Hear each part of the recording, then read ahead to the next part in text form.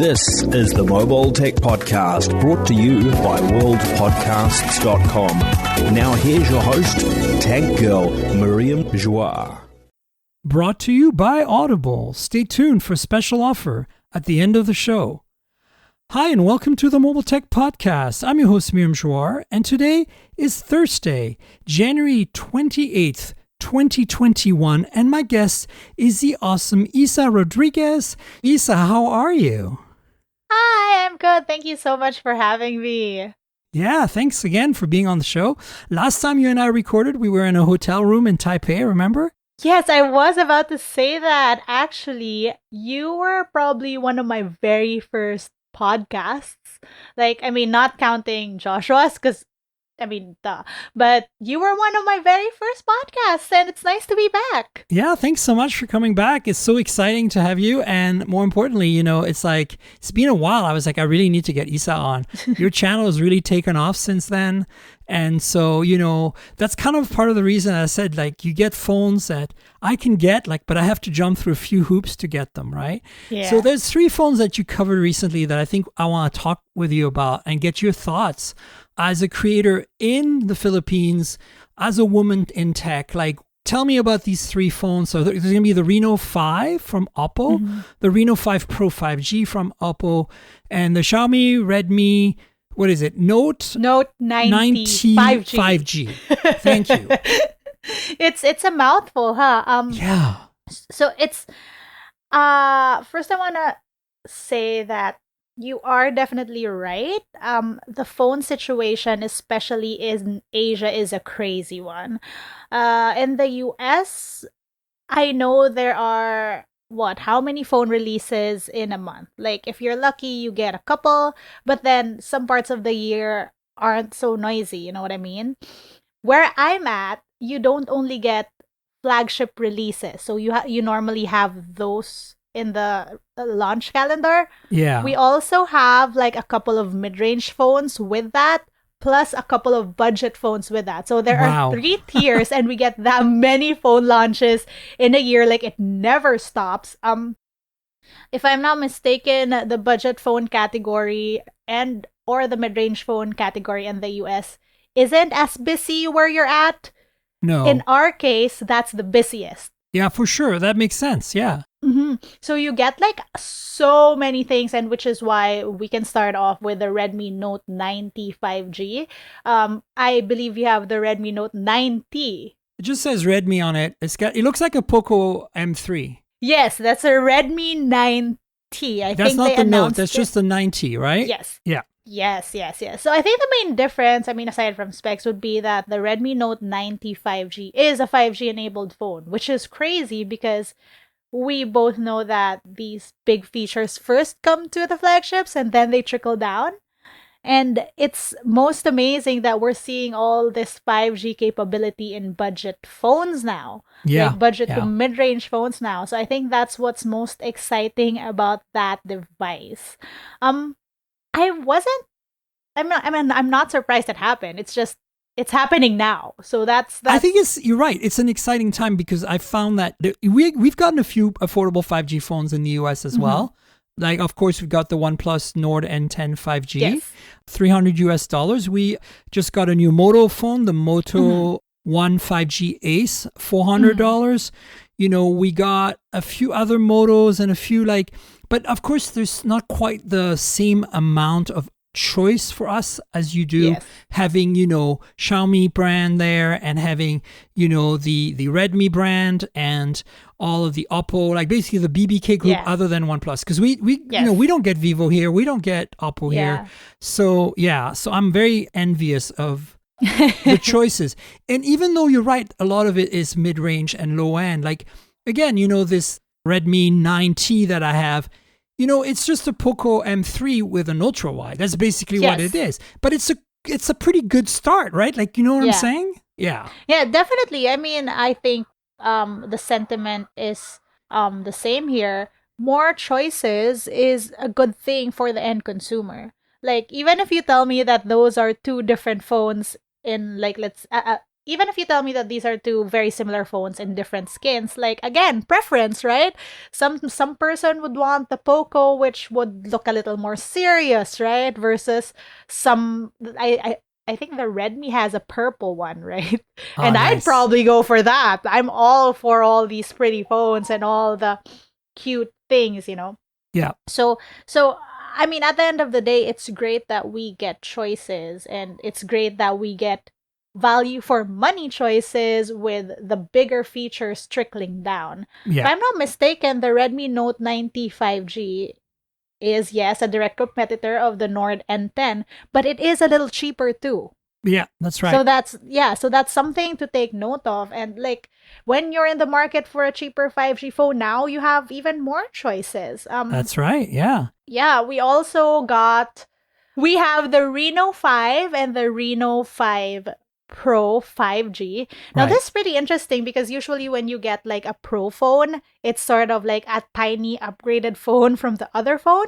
Mm-hmm. But in the case of the Reno series, it's like it's sort of different because, for example, these two phones have the same rear cameras, but Right. like the main differences between the two is that, of course, the Pro is 5G. It's a different processor. It's a different screen. You have a curved screen on the Pro versus a non-curved screen on the 5.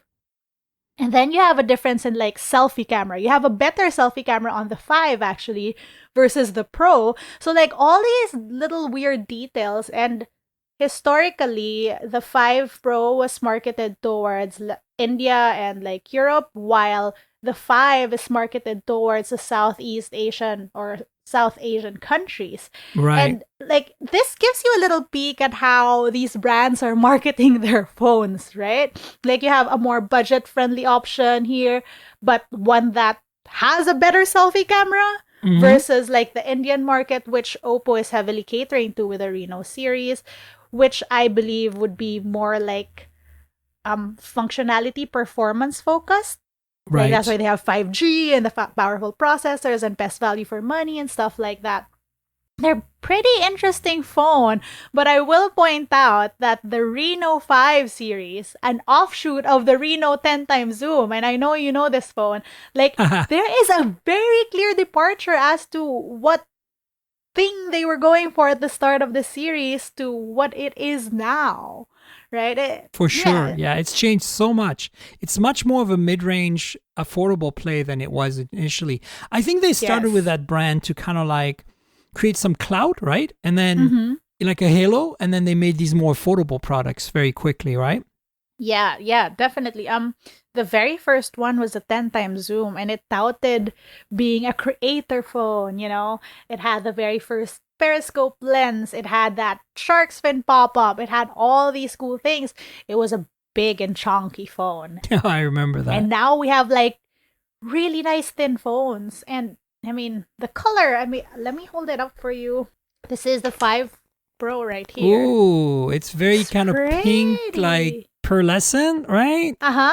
It's a gradient. They're also calling, I forget what they call this new finish. They usually have terms for it. I call it glittery rainbow gradient. Nice. So I have the 5 and I Uh-huh. have the 5 Pro. They're almost identical. Right. And the 5 Pro has 5G, but the 5 doesn't. Yes. Got it. Exactly. You got it. And then up front, slight difference because the 5 Pro has a curved display. I got it. Well, there you go. People, obviously, the listeners can't see that, but trust me when I say that Isa is giving me the tour right now. And again, I'm jealous. As for the Redmi Note 90 Pro, Mm-hmm. that's also a 5G, right? Yes, it is a 5G phone. If I'm not mistaken, it's a MediaTek Dimensity 800? 800U. Yeah. Yeah, right. Yeah. It's very similar to, I really recently reviewed the Realme 7 5G. Yes. And I really loved it. I thought it was that was also running a Dimensity 800. It was really good. Mhm. You know, we're seeing a lot of MediaTek powered devices running 5G because the Reno 5 Pro is on a Dimensity 1000. If I'm not mistaken, please correct me if I'm wrong because I get these numbers numbers confused. I'm not very good with these labels, but yeah, if I'm not mistaken, it's a Dimensity 1000 or something like that. I'm sure it's a MediaTek chip because the 5 isn't 5G and it isn't running on a MediaTek chip. Right. So that's also a good thing to note. We're seeing a lot of these phones run on MediaTek chips, 5G phones. Yeah, So that's I right. think that's a great development right there. Yeah, it's pretty cool. And let's see, I'm looking at the specs right now. Yeah, 800U for the one that you have on your YouTube channel. By the way, listeners, I will link to those 3 videos. They are unboxing kind of first impression videos that Isa did on these 3 phones. So as a reminder, we have the Redmi Note 9T 5G, and then we have the Oppo Reno5, and that's the 4G version, and we have the Oppo Reno5 Pro, and that's the 5G version. I'm gonna get the specs in front of me so it's easy. So the Reno 5 is non-pro, is a Snapdragon 720G, which is a kind of a gaming-oriented version of the 720, which is also the chip that's in the Poco X3 NFC. NFC, yes. And I reviewed that, and I really thought the performance was really good on that. Yeah, definitely. That is a very good phone. It's still one of the best phones in terms of value for money, I think. It's just that to me, the one thing about that phone is it looks a little too... I mean, it still is a Poco, right? So it looks a little too serious or like... you know what I mean? Like, I don't know if anyone listening knows my stuff, but I am all for like the whole lifestyle aesthetic cutesy stuff, which is why the Reno phones are like right up my alley. And the Reno phones give you a choice. You have the rainbow glitter unicorn gradient, and you can get it in like blue or I think black. So up to you. The Poco, on the other hand, great performing phone. I love it. The one thing I'm sort of not into is how serious it looks. Yeah, they're big phones, and they're not that exciting looking, in my opinion, compared to the Oppos. And then to give you a feel as well, here's another big difference that I like that Oppo, doesn't hold any punches. Usually they use AMOLED on everything, and those 2 Reno 5 Pro have AMOLED, and whereas you have to spend more on Xiaomi to get AMOLED. Here you get an IPS display, which is nice, but it's not nearly as exciting as the colors and the quality of the display and AMOLED. All of these are 1080p screens, of course. And you know what I love? The Oppo Reno 5 Pro and the Oppo Reno 4 Pro specifically. I have the 4 Pro, so that one I got. Yeah, so you know how good it feels in hand? Like, it's so light, it's so sleek.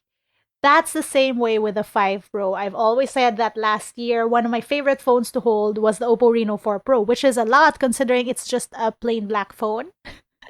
But it's a very light, sleek, comfy to hold phone. And I have tinier hands. I have tinier hands than most people you'd see reviewing these phones. So that means a lot to me. Like, if I can hold it comfortably, if my wrists don't feel the strain, like I mean I'm testing out the Note 21 Ultra right now, and I'm like, I'm gonna sprain my wrists here. It's crazy. Yeah, it's huge. It's a big phone.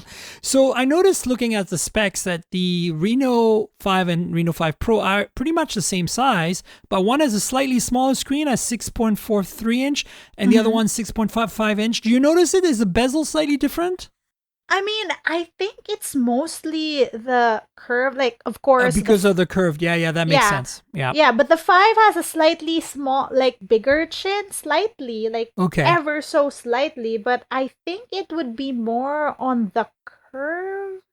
That makes honestly, sense. If you hand someone these 2 phones, they're gonna get confused because they sort of look like they're the same. But I think it's also the curved screen and the curved back together makes you feel like the 5 Pro is thinner. Yeah.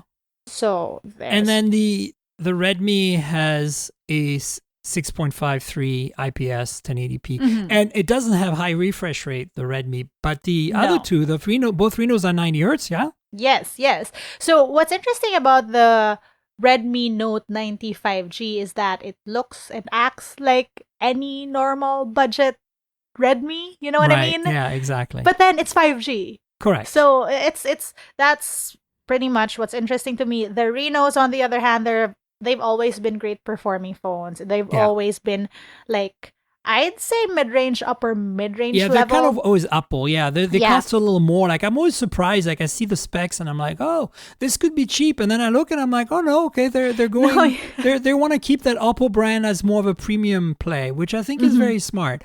Are you happy with the cameras on the Reno 5 and Reno 5 Pro? They look identical on the specs, right? Yeah, so the back, the rear cameras are identical. There's a difference with the front-facing cameras. Interestingly, the Reno 5 cameras are technically specs-wise better. Interesting. Right?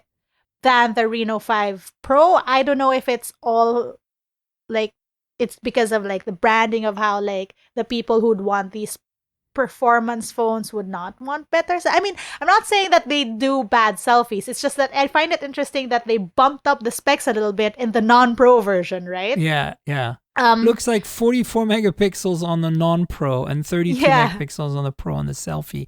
And then the other one, the rear is 64 on both for the main. And then, of course, there's an 8 megapixel ultra wide, and there's a 2 megapixel macro and 2 megapixel depth. Yeah. I mean, in everyday scenarios, you won't notice the difference, the spec bump on the selfies, right? I always say that these numbers are good to look at when you're getting the phone, like when you're about to buy a phone. But in terms of like everyday use, it's not like you really notice these things. I always found Oppo cameras to be nice.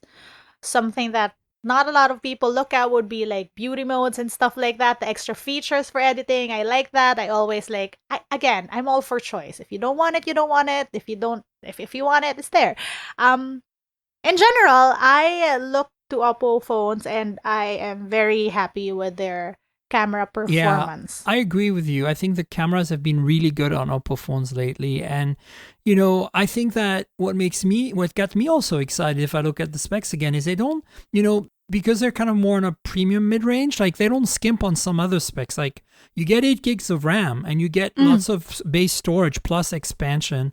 At least there's expansion on the 5. I don't know about the 5 Pro. I think it says no on the specs for the 5 Pro, but I don't know. The thing about... We can open it up and check it. Okay, sure. But I was just going to say, you compare that to the Redmi, right? And the Redmi starts at 4 gigs of RAM. And then you can get 64 or 128 gigs of storage. So you really are at a much lower price point, and much not quite as premium as Oppo here. So that's kind of interesting to me. Yeah, definitely. And also the cameras, right? Like 48 megapixel, there's no ultra wide, there's a macro and a depth sensor. And then, you get like a 13 megapixel selfie camera. It's not going to be bad. I think Xiaomi's also gotten very good with their cameras, but I think that Oppo probably has an edge here. Yeah. I mean, if we're comparing the Reno series, the Reno 5 series with the Redmi Note 9 T 5G. Sorry, I had to think about that. I know you had to think about that, right? If we're comparing the two, right? Like, of course, it's like the Redmi Note 9T 5G, of course, will not hold up. Definitely because there's also a very big difference in price. Right. I'd say if you want to compare the Reno 5 series, you'd be much better off comparing it to, let's say, like, let me think up like which Xiaomi phones because there are so many. Oh my Definitely, God, yes. Maybe like the Redmi 9 series would be a I was little gonna say better, the Mi. right? I was actually thinking of Xiaomi. I was thinking Mi 9T Pro, something like that. Yeah, something like that. So, but that's not to say that the Redmi Note 9T can perform. It's in a lower category, like specs wise and price wise. Yeah. But it's also like, if you think about it, I'm gonna go off on a little tangent because it's something you mentioned. You said the Reno 5s they have like 8 gig RAM and 12 gig, 1 to 8 gig storage, expandable storage, and it's looking like the Reno 5 Pro isn't expandable. But my point is, like, remember when 8 gig RAM was a gaming phone? Oh yeah. Right? And now we're looking at not even flagships. Right? Exactly. These are mid-range devices and you get that much power.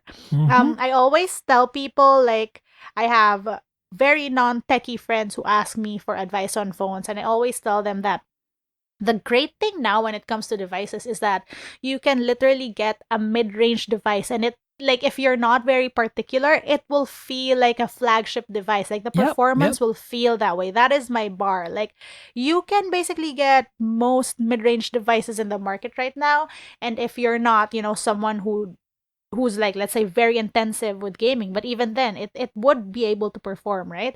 Mhm. Like, you wouldn't notice. And what the budget phones can do now, like, these are things It's that crazy. Yeah.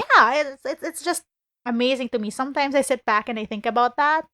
Sometimes we review phones and we're like, this phone doesn't have this, or this phone doesn't have that. And, for a lot of us reviewers, we have to be a little nitpicky at this point, because phones are at this level where they do Totally. so much, Yeah. right? Yeah, But then absolutely. you take a step back and you're like, holy wow, it does all of that, though. I grew up and I like to have a smart device, you needed like a PDA. I had a Sony P900 with a stylus, and it was this Uh-huh. thick, chunky thing, and Yep. it could barely do the smart function. I know. I love that you can buy like a cheap phone, like as I said before, like the Redmi 90 that I have, or a Poco M3, and you're getting a good phone. Like, you're Yeah, just getting a good definitely. phone. It's $150, but you're getting a good phone. And that's crazy to me. Like, that never was the case before, If you look at the pricing on these, the Redmi Note 90 5G is about 260 euros. And then you got the $50 more gets you the Reno5 at 310 euros. And then 50 euros more gets you the Reno5 Pro at 410 euros. So actually $100, 100 euros more. So there's quite a nice difference in price here. So obviously you're going to get different features at different prices here. And that makes sense to me, right? Yeah. And you know what I love about these new phones now? Can't remember off the top of my head if the Redmi Note 90 5G has it. I think it does. But these Android phones, I'm sure you've heard the whole argument about how social media just looks better on the iPhone, blah, blah, blah, blah, blah. Yeah, yeah. And then we all know why that is. It's optimization and stuff like that. And so these Android manufacturers, their solution is to come up with like built-in features that you can use for social media and then immediately share, right? And so the Reno phones have this, like the Xiaomi phones have the vlog modes and the social, and the, what was it? They call it the short video mode, which automatically like lets you share from the camera. But then another thing that particularly the Oppo phones they have this Soul Loop editor, and I remember someone from tech asking like, what's a good free editor that you can use on an Android phone that allows you to do so many things, and Soul Loop is one of them. I love that. And now they have built-in templates and stuff like that. Sometimes I edit short clips on Android and I do it on Soul Loop. Like, Of course, to me, that is one big selling point. That's awesome. Well, so if you had any final advice on these three phones, which one should people pick and for which reasons? Well, definitely the Redmi Note 90 5G if you want a budget option, but future-proofed. Right. Budget, but future-proofed, right? Like, it's, I think right now, the best priced 5G device. If you're looking for the cheapest and you want a 5G, I'm not sure about the Moto though. I will take note of that. Like, we don't have I Moto. think the Moto can compete because in terms of price, to be honest with you, I think the only thing I can think can compete with this at this price point right now, which has the same chip in it, is the Realme 7 5G. Yeah. I haven't tried that, so maybe that's another one to look at. But yeah, it's crazy how cheap this is, and you get 5G. So definitely look at the Redmi Note 90 5G for that.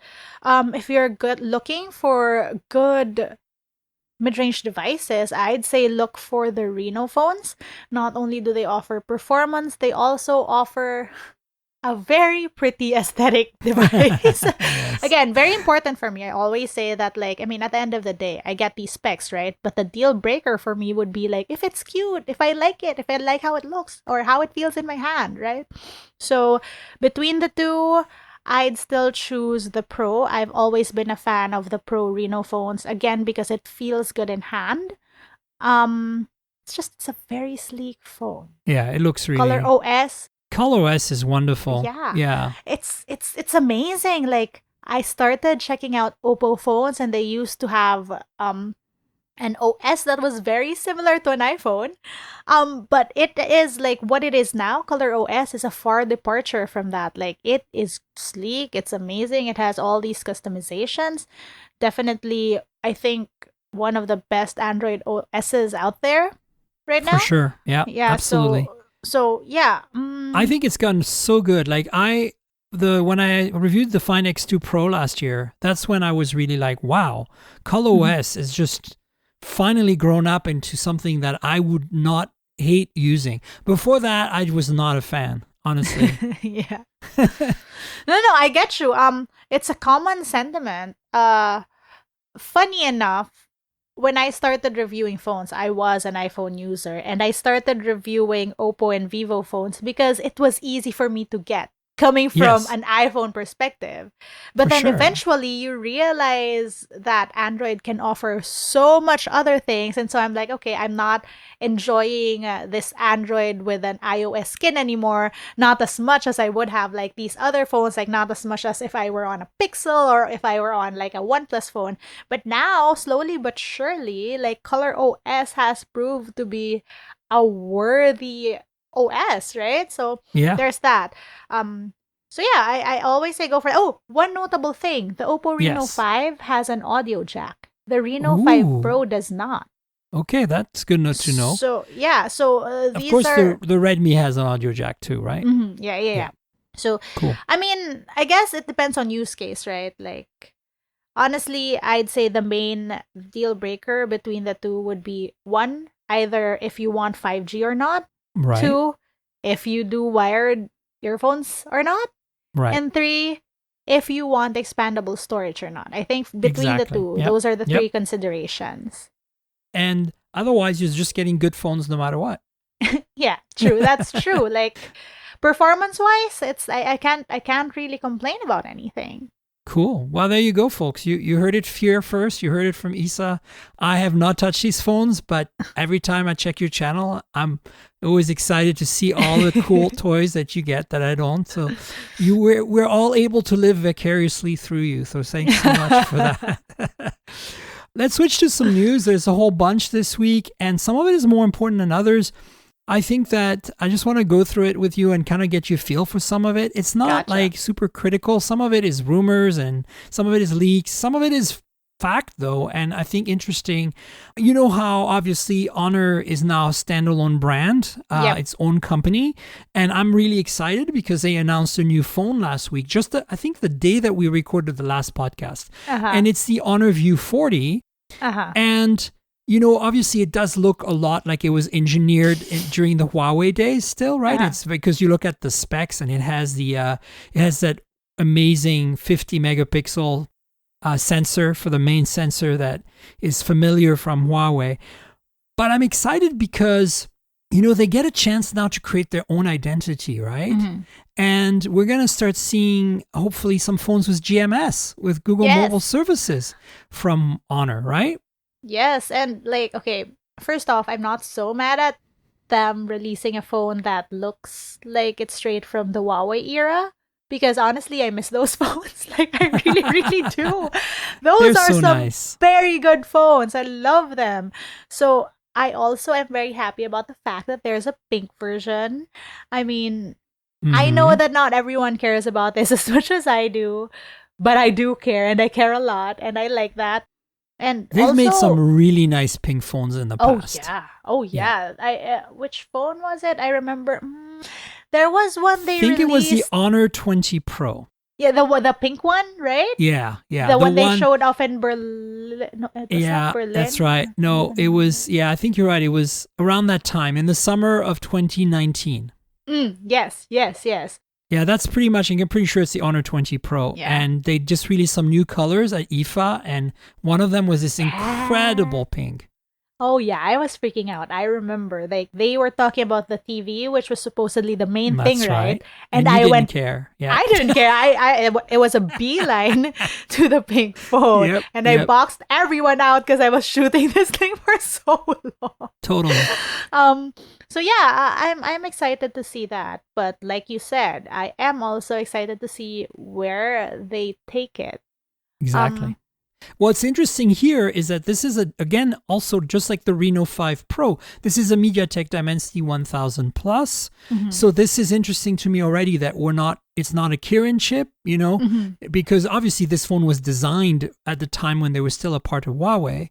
Yes. So, but it does have that cool 50 megapixel main sensor, the RYYB sensor, which is exciting because the low light should be really good as the main sensor. And then has an 8 megapixel ultra wide and 2 megapixel macro and a 16 megapixel front. A big OLED screen at 120 hertz. 6.7 inches. That's exciting to me. High refresh rate on Huawei usually doesn't go higher than 90 hertz. So this is probably for, a phone that I know it was not Huawei now, but it was designed during Huawei. It's pretty good to see 120 hertz there, right? Yeah. I am actually now very curious. The more we talk about it, I'm now more curious about what or how this phone is going to feel, how it's going to perform, because I'm pretty sure we'll see some Huawei reminiscent things, right? But I want to see. Well, but the big question for me is, will they include Google mobile services on these particular phones when they do the global version? Because that'll be telling, right? That'll be interesting. They have 8 gigs of RAM and they have 256 gigs of storage, 4,000 milliamp hour battery. These are 5G phones, so they have all the check boxes. The only thing that's really missing here that I can see is some sort of telephoto. But this is an upper mid-range phone. It's not really a flagship. So and then the pricing is not cheap, but like I still think competitive. Like we're looking at 555 for the base model with 128 gigs of storage, and then a little more, 618 US for 256. And honestly, I don't think you need more than 128 on a phone like that, but that's just me. So you're looking at mid 500, and that I think that's not bad. Yeah, that puts it in competition with like the Pixel 4a 5G for us, right? Yeah. I wonder when they're releasing it globally, though. I just really want to see. They said that. So what's interesting is that it's called the View40 5G in Asia, but in China it's the V40, right? Because they use V. But in the rest of the world, it's going to be the View40. And I think that it's come to Europe in the past, so it'll be interesting when they come out in Europe with this, probably in a month or two, if it has GMS. That to me, that'll be the pivotal point. It looks like to me that Honor is now heavily targeting Europe. Like for sure. From their recent moves, it's been towards that market. No matter what you say, right, the whole GMS thing has become an issue, because even if you say there are workarounds, for us who I'd consider a little more forgiving or a little more patient with tech, we can find workarounds for that. For sure, yeah. But the problem is the everyday user will not have the patience to do so. That's what I've learned. For sure. Like, how do I say this? My mom sometimes does not understand if she's on a website or on an app. Let's put it that way. Right. I have friends who get confused about like why there's Twitter on a browser and then on this other thing that they tap on their home screen. You know what I mean? Like, it's just another complication that I don't think a lot of people will be able to get over anytime soon. Yeah. Make no mistake, I feel like if Huawei decides to go on this whole path, eventually there'll be a day when they are able to create a competitor that's not this complicated, right? Right. I'm sure of it. I'm sure that Huawei mobile services at some point will get to the point where it's as easy as Google mobile services, and then there'd be competition. And then I think for markets like Southeast Asia, India, China, I think it's going to work. Europe, even maybe in Europe, but I think there are some places where people just need Google, right? Like, I mean, like, right now you can't run Uber or Lyft without Google mobile services, right? So definitely.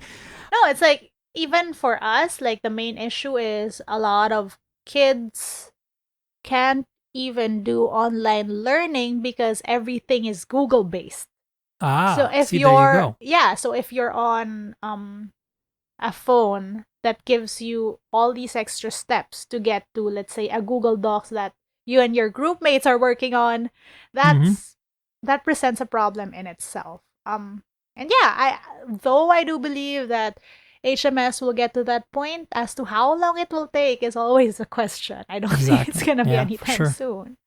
So for the next couple of items, you'll see what we're going to do is a bigger item and a small item. So the bigger item here was the Honor View40 story. And even though they're no longer the same company, the smaller item that goes with it is that there's rumors, at least Reuters has made a story that is based on some sources of theirs, Yeah. that potentially Huawei is looking to sell the P series and the Mate series phone business to another company. And remember that initially the Honor sale was a rumor and they Yes. denied it. Remember? Yeah. And then it happened, right? So, of course, Huawei's already denied this Reuters story. But what's interesting to me is that let's play what if this happens? What if they sell the P and the Mate series phone business to like another weird Chinese group of companies like they did with the Honor brand, right? And now we can maybe get P series and Mate series phones again with GMS. That's, to me, that's like, sounds like a workaround. Like, you know what I'm saying? It sounds, it Yeah. sounds like Huawei is kind of like, oh, well, let's see what we can do about this. And it might not be a bad idea, actually. No, What do you think? it's like so many moving parts to this. Like one, like yes, that is a workaround, but on the other hand, it's like, will they be the same phones? Like it makes me sad that we're talking about it because the P and the Mate series phones, they're very, very good. I love Oh my those God, they're phones. amazing. Yeah, yeah. They were definite game changers. I mean, before these phones, like I think that the P series phones were like one of the series of phones that put mobile photography up there. All For of sure. a sudden, there was so much focus on cameras, Yep. and it was amazing how this shaped the whole smartphone industry and how everyone now focused on like AI or taking photos or stuff like that. And it's definitely a game changer in that sense. And now to see its future be this, what's the word? Unsure is a little sad to me, having Yeah. like followed it, covered it. But at the same time, it's also like a little hopeful, you know? Like maybe we'll Yeah. see more of it. Maybe it'll get better. Maybe we'll get it back. Well, ever. I mean, you know, for me, the way I look at it is, you know, China is a very different way of doing business. And we don't know what's happening under the table and behind the doors here. Like, Yeah. Honor is being sold to a bunch of Chinese investors. But how close are their ties to Huawei, right? So see what I'm saying? Like, I'm not saying that, like, part of me wants to think that maybe there's more going on here. And this is just a way to get around these bans and these, you know, US trade restrictions. And that's, I think, a pretty clever idea right now.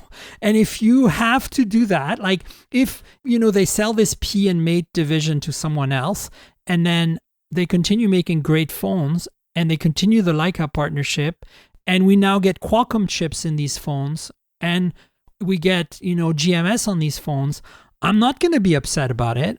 Yeah, no. Yeah, for real. It's funny how you said that because that is a very like real scenario, I think. I mean, we see these workarounds in everyday life as is, like not just like on the big scale, right? These are like legal mumbo jumbo things that we see in everything that we do, like in everyday interaction. So that's definitely a very big possibility. Yeah, and when companies get really big, you know, they sometimes break themselves up into smaller companies. Well, guess what?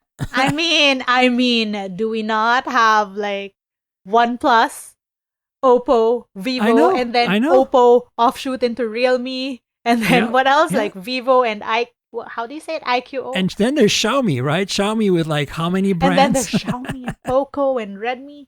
Yeah, I wouldn't be surprised. I wouldn't be surprised to see a comeback. Exactly. To be honest, any restriction, I think, just forces any company to be more creative in the stuff they pull. Sure. There is, I mean, it may may reshape or change the course of technology, but at the end of the day, innovation is innovation is innovation. You can't stop it. You can't stop it. It's like water, it flows. Exactly. So the next big one we have, that's a really big one. I'm sure you have a lot of feelings here. It's the Sony Xperia Pro was finally announced. So, launched, sorry. It was announced like over almost a year ago alongside the Xperia 1 Mark II. And it's essentially an Xperia 1 Mark II with a rugged plastic chassis and 4 5G millimeter wave antennas and an HDMI input and a crazy $2,500 price tag.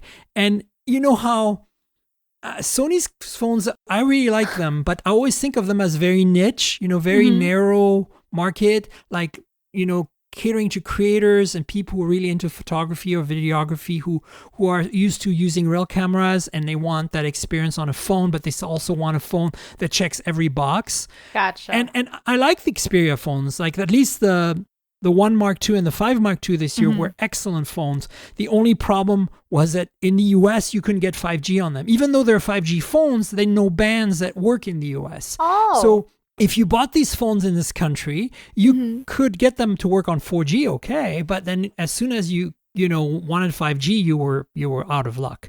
So it's hard to justify the price, and when you can't get one of the main features on a flagship, right?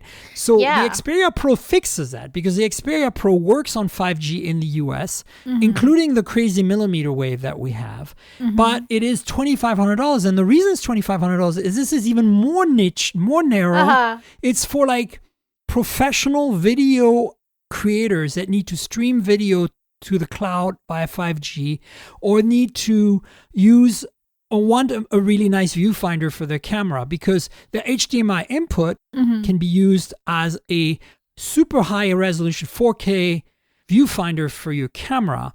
And they have software to do that and, of course, hardware to do that. And that's what differentiates phone. But this is a feature, and a lot of people are like, the reason it's so expensive is getting a good HDMI monitor for your camera is really expensive right now. So, but this is also a phone. It does so much more. Yeah. So I think in this world that they're aiming for, they're targeting, $2,500 is actually a pretty good price. But I think a lot of people are pulling their hair right now going, what's going on here? Why would you? And what's up with this phone that's now, 9 months ago since it was announced? It's finally launched.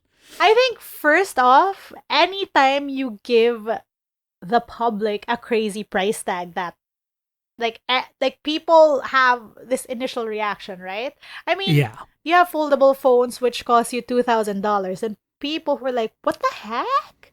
But then at the same time, it's like, it folds, man, it folds, right? People will always be surprised at these big prices. I'm not saying that this is justifying the big prices. I'm just saying that this is the reality of it. You give a price tag that big, like people will always pull their hair. It doesn't matter, right? So I haven't, like, how do I say this? I haven't, like, I go both ways. On one hand, I'm like, I see people talking about how like pro photographers or videographers wouldn't get it because they'd want all these different functions on an external screen. But then on the other, like, as a creator, we know that yes, we have like high powered stuff, but then sometimes we want like lightweight stuff that does a lot. Does that make sense? Like, we want all these, like, sure, you want to shoot in, I mean, not particularly me, not me, because I like all my stuff tiny and stuff I can carry and put in my tiny purses. But I mean, I see people want to shoot with pro cameras in their studios, but when they go out and vlog, they don't want to be taking out the pro cameras, right? They still want the point and shoot or something like that. Something along the lines of that setup. But what to my mind, I particularly picture are Twitch streamers who go around. Like, there are people in like Japan. So I know this because when I visited Japan, like I met with friends who actually watch these videos. These are Twitch streams where they go out, explore, and they're just streaming the whole thing.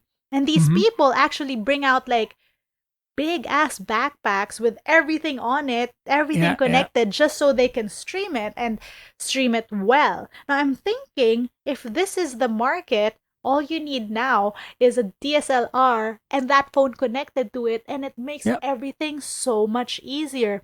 And in Yep. that particular use case, I'm like, someone would pay $2,500 for that. Yeah. Literally, if I had the money, yeah. You could mount like a mirrorless, a smaller, not like, doesn't have to be an Alpha 7, like just like a 6500 or something, a mirrorless APS-C camera from Sony, or even a point and shoot from Sony, like Yeah. the ZV-1. Yeah. The ZV-1, And yeah. you put that in a cage and you put the phone as a monitor facing you so you can see yourself You're much done. better.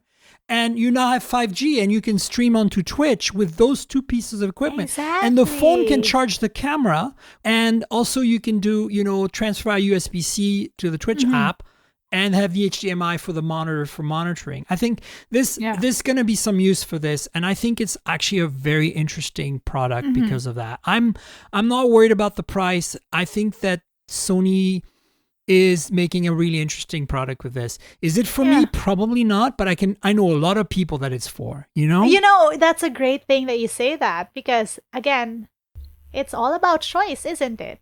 Yeah. It could be for you, it could not be for you, but the fact that it exists empowers consumers.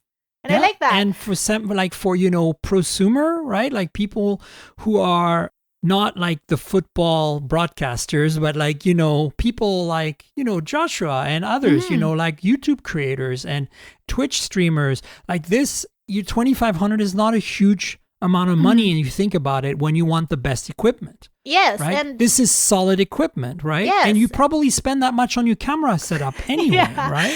And By the time you get good lenses on an Alpha 7 of some kind, you're going to be spending that kind of money too. So yeah, no, definitely I agree. And for example, like it's a very forward looking thing. They're looking at not just video production, but a specific use case. I mean, how many times have we heard that streaming is the future, right? exactly. Especially because of what's been happening. Like, it's everything's like streaming, I think, has, I don't know what exact numbers are, but definitely grown. Streaming, I mean, not just on Twitch, not just on Twitter, like everyone's been Everything, doing, live streaming is a thing, and this presents a very valid solution to it. Would I like for it to be cheaper? Sure, but it's not. Yeah. What's important is that it exists. Hopefully, as they go along and more people are into the idea, hopefully they're able to create other stuff that allows it to be cheaper. I mean, it's the same way I look at foldable tech, right? Yeah. It started and everyone hated it, and it was like such an expensive little thing. But like as they went along, they've gone and perfected it in a way where like it's actually usable for everyday life. And now what I'm hoping for is that continues and we are able to get cheaper devices so that more people could enjoy it. Yeah. And I think that the Xperia 1 Mark II, which this is based on, was a solid phone. So this is a solid phone. It adds 5G for the US with millimeter wave. And of course, it's expensive, but it has this thing that no other phone can do, become a display for an HDMI camera, 4K display with HDR, with 60 frames per second. Nobody else can do that. And I think that in that sense, it really is a pro device. Like people often call, like we just talked about the Reno5 Pro. Yeah. There's nothing really pro about that, right? It's really just a step up. This Xperia Pro is really pro, and that's cool. Speaking of Xperia and compact phones, Sony, as you know, has been a big, in the past, manufacturer of really compact flagship. They've taken their big flagship and made it smaller and sold it like no changes in specs, just smaller screen, smaller battery. And so there's rumors, and as we've seen, Apple has done the same with the iPhone 12 mini, and it's been very popular with very many people for good reason. And there's rumors that Sony is paying attention and they're not going to let Apple steal all of the pie. And so, well, how do you feel about this? This is a leak. This is not confirmed. Yeah. But there's rumors of them making an Xperia compact again. What do you feel? How do you feel about that? I'm very happy about this because I have said on multiple occasions that my tiny hands need a break. I did actually buy the iPhone 12 mini. You did? Yes, I did. That was the iPhone I got. I was not going to take any other iPhone. I was so happy when it got announced. I know a lot of women who also wanted the mini. The problem is, as much as I love it for its size, I hate it for its battery. Like, Yeah. I'm telling you now, this is the first time in my whole life reviewing tech. Because I was on the iPhone 6S when I started reviewing tech. And I did not know that batteries could be way better. Right. Way better. And now you know. Now I know. And like, so I got the iPhone 11 and I was like, it's interesting that the battery on this does not suck. On like it's passable. Android standards, it's not good, but it's passable, you know. I wasn't like living off, I wasn't hugging a wall anymore. Yeah. And then I got the iPhone 12 and it was the first time in a while where I was actually hating on a phone because of battery. I have to charge 2 times a day to be on that thing. So you have to carry a battery pack, basically. Yeah, and I'm like, I'm not having it. Like, I'd be so mad if this were my only phone. Right. As much as I love it, I also hate it. It's my love-hate relationship with this phone. And like, so many people are now like hating on it, saying, see, no one really needed the small phone because sales weren't good. And I'm like, sales weren't good probably because it had sucky batteries. And do you know how many women want this tinier phone, and like people telling them that they don't need it because they don't want the batteries? And I'm like, I mean, it's not the size, man. Obviously, it's not the size. It's the performance. Exactly. So, and again, remember, this is a tinier phone with watered down specs from the supposed Pro Max. That's another thing. I know people who'd opt for a tinier phone, except they want all the camera power, and they went with the Pro Max anyway. And most of the time, the conversation that surrounds that is that I wanted a tinier phone, but I wanted the cameras. So, I mean, as women, we're conditioned to take a lot and take what is just there. Admittedly, and I will go into a whole tangent about why I do what I do. Admittedly, the tech industry is not built for a lot of women consumers. We've had these conversations a lot of times. Most of the people who decide on things are male, who cater to the traditional tech audience, which is traditionally male. A big chunk of tech reviewers are Caucasian males. So, I mean, the opinion is shaped by this lot. And and this is why I think like diversity is important when it comes to tech reporting and tech reviews. Because, I mean, just because what I want is different, it doesn't make it less valid.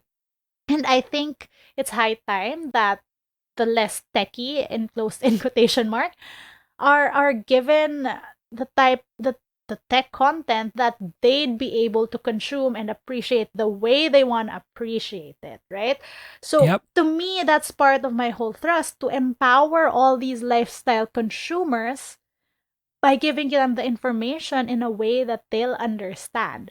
Now, coming back to the whole size thing, like, it sucks that, you know, as a woman, you're just conditioned to just take it. Like, okay, my wrists will just suffer because I want the better cameras. And that's how I've been using my tech. That's how a lot of girls use their tech. I'm not even just saying just girls, like even like guys who are like more of lifestyle users who don't want like the heavy hitting stuff, right? Yeah, absolutely. Exactly. So that being said, like, I am now being like how historically like Sony has created the compact phones, right? And now I'm being given something that I'll be comfortable using, but without the compromises. How great is that? Like, it's great. Let's see how this goes. I'm really hoping that Sony can show us how to do this right. Yeah, no, you know, definitely. like no compromises or minimal compromises compared to the iPhone 12 mini. And if anybody can pull it off, I think they can, because they've done it before. And I get, okay, so Joshua always jokes with me on this. Like, he says that the thing with me is that I want something that has X, Y, and Z. But then when I get X, Y, and Z, there's always a qualification of it has to be cute or it has to be tiny. And he's like, you are wanting to defy the laws of physics. And I'm like, I get that, but refrigerators can talk, so I should be able to get what I want. There you go. You've heard it here from Isa. If fridges can talk, Isa can get what she wants. I agree with you 100%. No, but it's right. It's a matter of time, right? And where Yep. we are in technology. For example, I will give you concrete examples of this. I wanted a tripod that will be able to stand as big as me, but not kill me because I can't carry it. Like we run Right. around in shows, and I want to do it in heels, and I want to be able to carry my stuff. And we got the Peak Design tripod. Mm-hmm. And it's amazing how that thing like folds into such a tiny thing and still stands as tall as me. But once upon a time when I started my search for the perfect tripod, that didn't Mhm. exist. And now it Right. does. Or There you go. For example, I switched to the Fujifilm XS10. And I came Uh-huh. from the Fujifilm X-T20. And I wanted a better camera, but I wanted a tiny one. Right. You know, and they didn't have that. It's either get the X-T4 or 3 or 2, and those are bigger cameras. And I'm just like, I Mhm. don't want that. But look at my tiny wrist. It's gonna break. And so now they come up with this tinier camera with a whole different redesigned in-body stabilization system, and it works because it's tiny. And now I get. But my point is like, if it doesn't exist, it will. So let's wait for that. Let's push for that. Let's encourage that. Yep, I agree 100%. We need to move on to the rest of the topics, but this one is actually not very exciting. It's just more of like a, by the way, Uh-huh. last week we talked about how Qualcomm announced the Snapdragon 870, which is basically an 865 plus in a way, like just a steroid 865. And proof that it exists is that Moto in China released the Moto Edge S, which is interesting because cosmetically this looks more like a Moto One. Actually, it looks like the Moto One 5G that we get in the US, which I think in Europe is called the Moto G 5G Plus.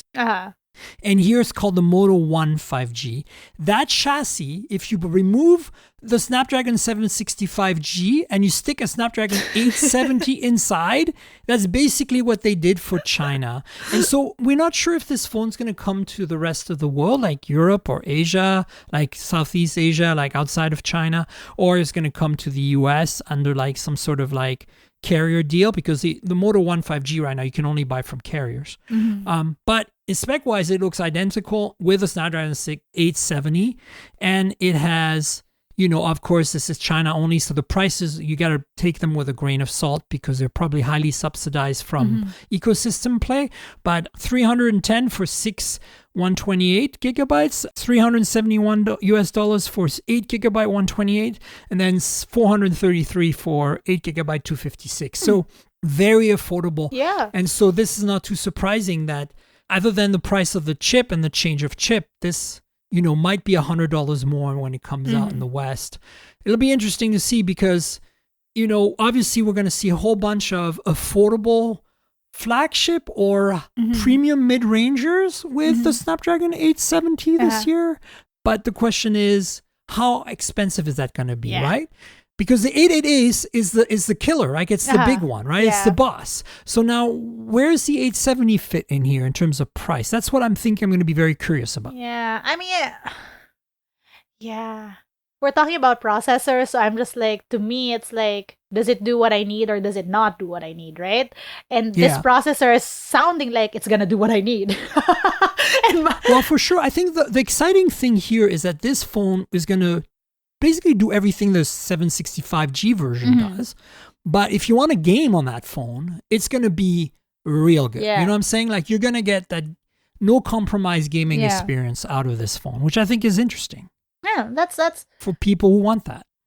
You know, a few things stick out, right? Like, one, it's interesting because we are now seeing these chip makers create stuff specifically for the gaming aspect of it. I recognize that in the US, I've read that it's still more of a console gaming country. Where I'm at, it's like, it's crazy. It's all mobile. Mobile gaming is blowing up. We have competitions. We have people building careers on it. It's amazing how big it is. I cannot tell you how many times I get asked for a gaming review, which I refuse to do because if you ask me to game, I'm gonna, I don't know, play Bejeweled or something. I do try cute games every now and then, but I don't think I'm the one to ask when it's gaming stuff, you know. That's one. And two, it's always so funny to me. Like, this is just something I'm gonna point out, but it's always so funny to me how, like, phone manufacturers sometimes are just like, depending on different regions, are just like, oh, well, just take that part from the phone that we released there, and then take this new thing, and now we have a new thing for that area. You know, I mean, like, you know how it is with BBK Group and Yeah. with Xiaomi Group. That's basically all they Yeah. do. They're like, they have a parts bin and they're like, okay, let's grab this from this bin, this from that bin, that chassis, and put it all together. Oh, it looks exactly like the phone we released a month ago, but it's slightly different. oh, and then put a gradient finish. Exactly. Oh, and then we put a boring finish on it, or put an exciting finish on it, right? Yeah. It's very interesting. And you know, kind of related to this conversation we're having of, you know, how phones are made of parts bin, there's also the whole conversation around, as we talked about with the Reno5, the two Reno5 phones and the Note 9T, how affordable 5G is really becoming important, right? Yeah. And I think that's what we're seeing here too. Like ZTE, you know, ZTE, depends what country you're in, is interesting because they are, you know, they're struggling in the US a little bit because there's some restrictions as well. But somehow they've managed to partner with Visible, which is a Verizon sub-brand. Like of affordable prepaid, and they've managed to come out with a $384 phone, 5G phone called the ZTE Blade X1 5G. Has a Snapdragon 765G, a 1080p display, like multiple rear cameras, including a 48 megapixel main sensor. Basically, it's very similar to like a OnePlus Nord N10 5G, or like that Moto that I talked about earlier, that the one that came out before the Snapdragon 870 version, the One 5G. Basically, very competitively priced for the US at least. Yeah. 5G phone on a US carrier you can buy today. It's exciting to me. Like, I like to see that. I like to see people have choices. And so, because we don't get all the choices you guys get with BBK Group and Xiaomi and everything else. So, you know, so that happened. I'm happy for you guys. I'm really happy for you guys. Thanks. We are seeing movement in this category in the US, and I find that exciting for you, like, to get all these choices, right?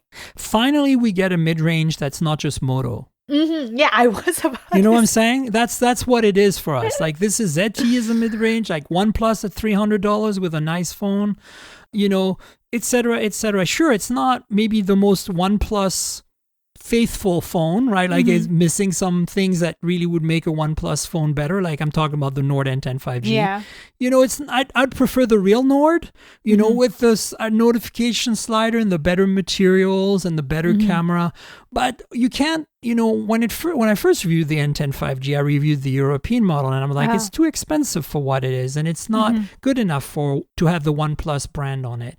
But then when they announced that it was coming to the US for $300, I was like, I don't think you can buy a better phone for $300. Like, you know, sure, it still has the same compromises. Yeah. It still doesn't quite feel like a OnePlus phone. It feels more like a Realme phone to me, or like an Oppo, like a cheaper Oppo. But at the same time, it's $300. Yeah. Like, you know? Oh, definitely. And So- I think that spells out the main difference.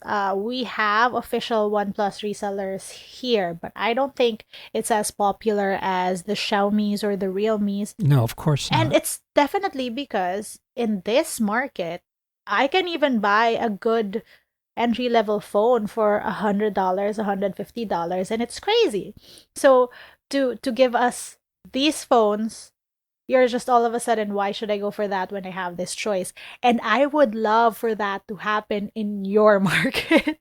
Because it's crazy to me how sometimes if you read US coverage and like someone will say, it's such an affordable device, and I'm like, how much is it? And you get like a $300 price tag, and I'm like, oh, That's Yeah, affordable. right. I mean, of course, it's a difference in context, and I get that. But still, it's just like, man, you should see the phones, how cheap they can get here. I know, and that's what we're saying. Like, you know, for you folks, it's a whole different story. We need to wrap up soon, so I wanted to bring up this last item, which is CalPay's company is got a name now. Finally, CalPay was Yeah. was, as you know, a part of OnePlus. I'm sure my audience knows this. Of course, you know this too, Isa. But I want to remind everyone he was very instrumental in OnePlus. Left OnePlus in the fall. Announced he was starting a new company, consumer electronics of some sort, and we now have the name of the company, which is called Nothing. So, What's your take on that? first of all, every time I hear about this and I come across a tweet, I like this instantly plays in my head.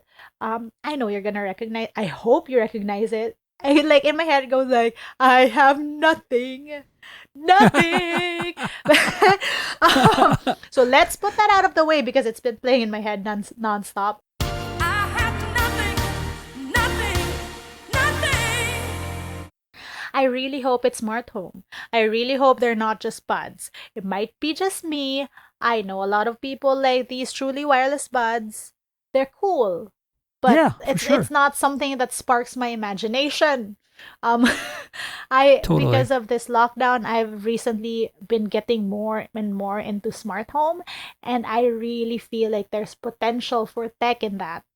I mean, just another tangent. I feel like the reason why smart home isn't becoming a thing is because the people who normally care for the home part would be like these moms and these aunties, and technically they're not the usual people who deal with the tech side of things, Exactly. right? So Yeah, absolutely. that's the big reason why it's not clicking. But we're seeing millennials more and more get into the roles of homemakers and people who keep their homes, and especially because of the pandemic, everyone's like just going crazy trying to fix up their work and home space. And so I see the whole smart home revolution being fast forwarded. You know what I mean? Yep. And so Absolutely. that being said, I really hope Nothing has smart home stuff because that would be more exciting to me. That would be more future forward to me. And how they're describing this new brand as something great and innovative that will feel like nothing because that's what life is, right? Great tech. And I agree. I totally agree. Great tech is tech that you don't even notice. Great tech is innovation in something that works as it traditionally would, added with this new cool feature that doesn't impact or affect how the original use case would be, which is on another tangent why I really like, let's say, the LG Wing, because it works well as a candy bar phone but has that added feature, you know? Exactly. That being said, if nothing were something like a smart home or smart home innovation, I mean, that's just me. I'm rooting for it because I want it to happen. Yeah, I hear you. But also, we're seeing the same hype around this. What Carl Pay? The same marketing, yeah, the same angle. Absolutely. I like that. That's got me excited because I'm like, I feel like they've always done a very good job with their marketing. You know, CalPay drove that at OnePlus a lot. So, Yeah. you know, sometimes it's a little over the top and, you know, gimmicky and you kind of roll your eyes, but you've got to give them credit for having done a really good job in the past. And so I'm really excited to see what Nothing is. No, same here. And I think that's the whole charm of it. The fact that we are buzzing over this new brand, which we know nothing about, which is entitled Nothing, is a testament to how great their marketing is, really. For sure. And speaking of not nothing, do you want to tell people where they can find you on the internet, Isa? Right. So on the internet, you can find my tech videos on youtube.com/isadoestech. And then on Instagram, Twitter, and TikTok, you can find me on @isadoes_. There you go. So folks, you really should subscribe to Isa's channel. Check out her videos about all things tech and lots of cool smartphones there. If you are like me, a big fan of smartphones, that like you have smartphone envy, you know, Isa's channel will satisfy you. Like it's really good. And of course, follow her on Twitter, Instagram, and all that because, you know, women in tech, you know, we got to band together. Yeah. You guys know where to find me. I'm at Tankgirl on Twitter. That's TNKGRL. That's the same on Twitter and Instagram. It's basically the comic book character Tankgirl. Drop all the vowels, and that's how you get my handle. So basically, if you want to discuss this podcast with me and Isa, do it on Twitter. Yes. And then if you want to, look at pretty pictures taken with phones or pretty pictures taken of phones or whatever tech I'm playing with, check out Instagram. There is a couple of YouTube channels that go with the podcast as well. There's youtube.com/mobiletechpodcast. That's where I do a lot of unboxing videos, like as a supplement to the channel, since the podcast is audio only. So if you want to get some visuals, that's a good place to go to YouTube. Mostly unboxing, some reviews, some hands-ons. And then there's a new channel my producer and I just started that if you can subscribe, there's not a lot of content, but we're building up some content for it. It's called youtube.com/mobiletechmore, and it's going to have a lot more like smart home and other basically stuff that you use your phone, but it's not really your phone. It's not headphones and earbuds. It's more like a bit of other stuff. So check that out. And then, of course, the podcast lives at mobiletechpodcast.com. If you just listened for the first time today because Isa is on the show or something, awesome. Please subscribe. Check it out. We're on Google Podcasts, Apple Podcasts, Pocket Casts, Spotify, pretty much everywhere you'll find good podcasts. If your app lets you rate the podcast or review the podcast, please consider doing that. It helps people with discovery. And there's a donate link in the show notes, so check that out. If you want to help the show, you can donate. It's just a PayPal link. The show notes is where I put all the links for all the topics of this episode, so check that out. And that's basically it. I want to thank our sponsor Audible, of course, for being with us forever now, like since the early days of the show and sticking with us. Audible.com is a really great platform for audiobooks. And if you like to read as much as I do, but you don't want to use your eyes, you want to listen instead, they're the platform for it. So we've got a great deal for you that also gives you an opportunity to support the podcast. audibletrial.com/mobiletech is the URL. That's audibletrial.com/mobiletech. And the deal is you get a 30-day free trial and you get to keep a book at the end. No strings attached. If you click through, you help the podcast, you help Audible, everybody's happy. If you want to stick around with Audible after that, you can. I think you should. I really like it. I love books and I can't always read them because my eyes are tired, as I said, but sometimes, I'm driving, I'm on a road trip or something. And it's nice to be able to listen to these epic books, for like hours on end, and you can take a break. The next day you get back to it. It feels like very episodal. I really love it. And also, a lot of the authors read their own books, which I think is really great. So you really get a feel for how they thought about it when they were writing it. So that's Audible. Check them out. They've been our sponsor forever. We want to thank them again for doing that, for helping the show, for being our sponsor. And Isa, thank you so much for being on the show a second time. So good to have you on. Always welcome. It's always fun. Yeah, absolutely. We'll have you on again, of course. And folks, we'll have another show next week, so stay tuned for that. And until then, cheers, everybody. This has been the Mobile Tech Podcast with Tank Girl, proudly presented by worldpodcasts.com. You can visit us online at mobiletechpodcast.com.